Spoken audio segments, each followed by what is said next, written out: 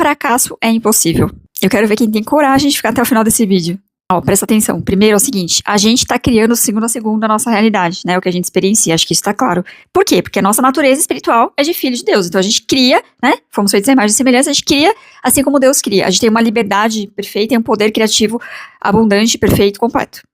E as criações em si, elas são perfeitamente neutras. Não há valor na criação, tá? Mesmo que hoje a gente considere que é uma criação boa, uma criação ruim, sei lá, um trabalho que eu perco. Foi uma situação que eu criei que é ruim. Ela em si é perfeitamente neutra, por mais que seja difícil de entender, de acreditar nisso.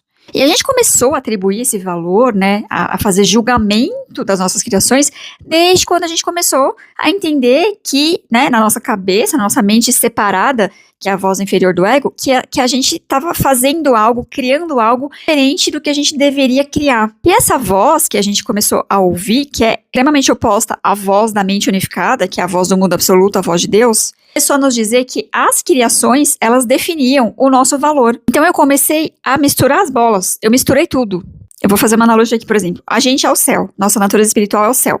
E as criações, sejam pensamentos, seja uma experiência, seja um comportamento, elas são as nuvens. Então elas são criadas e elas passam.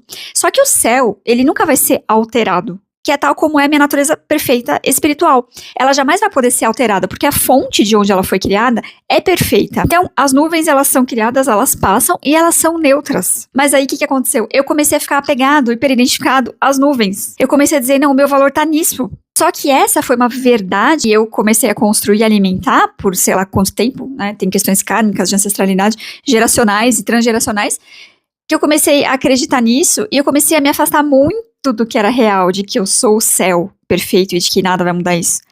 Comecei a achar, inclusive, que se eu parasse de me ficar com as nuvens, que são os pensamentos e as criações, eu iria desaparecer, eu iria ser exterminada, eu iria morrer. Inclusive, assim, isso me fez também ficar completamente não autorresponsável, né? Irresponsável, ou seja, tudo que eu criava, tudo que eu crio até hoje que eu não gosto, eu digo que não fui eu que criei.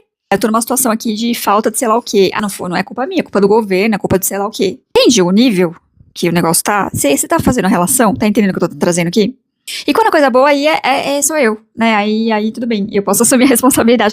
Tal foi a identificação que eu tive. Então, assim, eu perdi, veja, gente, eu perdi a inocência, né? Não tem aquela passagem bíblica que fala que só as crianças vão entrar no céu? O que quer dizer isso? A inocência da criança, né? Porque as criações, de novo, elas são neutras. Quando eu tô criando, e mesmo que não seja a coisa mais legal, eu criei algo que não foi legal, criei algo que passou, aquilo passou. O meu poder criativo, ele tá ainda aqui comigo. Então, eu não ter medo de criar, me dá a possibilidade de criar legal, de criar bem, de criar algo muito mais unificado com a mente de Deus, que é a minha origem perfeita. Mas se eu começo a ficar com medo de criar,